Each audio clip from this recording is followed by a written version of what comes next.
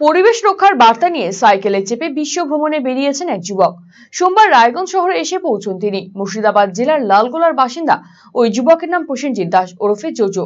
গত ৩রা জুন বিশ্ব সাইকেল দিবসে বেরিয়েছিলেন তিনি। প্রসেনজিৎ জানিয়েছেন ১৯৫টি দেশ ভ্রমণের ইচ্ছে রয়েছে তার। সাইকেল একটি পরিবেশ বান্ধব যান।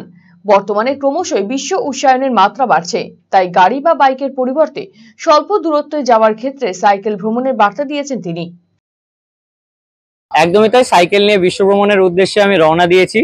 বর্তমানে পৃথিবীতে ১৯৫টি স্বাধীন দেশ, ১৯৫ দেশে আমার যাওয়ার ইচ্ছে এই কারণেই, কারণ বিশ্ব উষ্ণায়ন শুধু আজকে আমাদের রাজ্যের বা আমাদের দেশের সমস্যা না, এটা সমগ্র পৃথিবীর সমস্যা।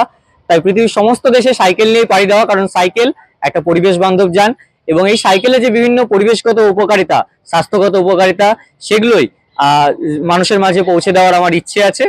আমি বেরিয়েছি ৩রা জুন বিশ্ব সাইকেল দিবসে লালগোলা মুর্শিদাবাদ থেকে।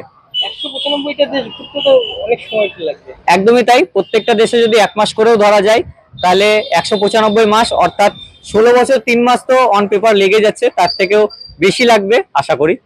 মানে সাইকেলে আমি বিশ্ব ভ্রমণে একটা লং টাইমের জন্য এবার প্রথম বেরিয়েছি। এর আগে আমি অল্প অল্প দূরত্ব গেছি, আমি দার্জিলিংও গেছি, মুর্শিদাবাদ থেকে দীঘাও গেছি।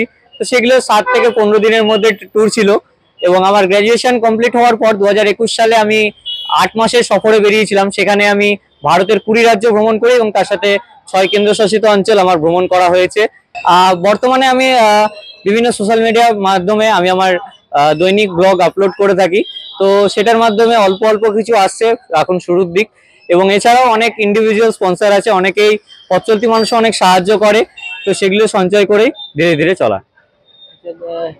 এই বার্তাটা কিভাবে দিচ্ছেন মানুষকে? Paddle for green, ride for health, অর্থাৎ সাইকেল চালানো যেরকম পরিবেশের পক্ষে সুস্থ, মানে পরিবেশের জন্য ভালো, ঠিক তেমনি শরীরের পক্ষেও ভালো।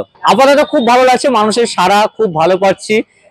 মুর্শিদাবাদ জেলায় তো আছেই, এছাড়াও মালদা জেলায়, দক্ষিণ দিনাজপুর জেলায় বালুরঘাট থেকেও প্রচুর সহায়তা পেয়েছি এবং তারপরে এখন রায়গঞ্জে আসার পথেও প্রচুর মানুষের সহায়তা পেয়েছি।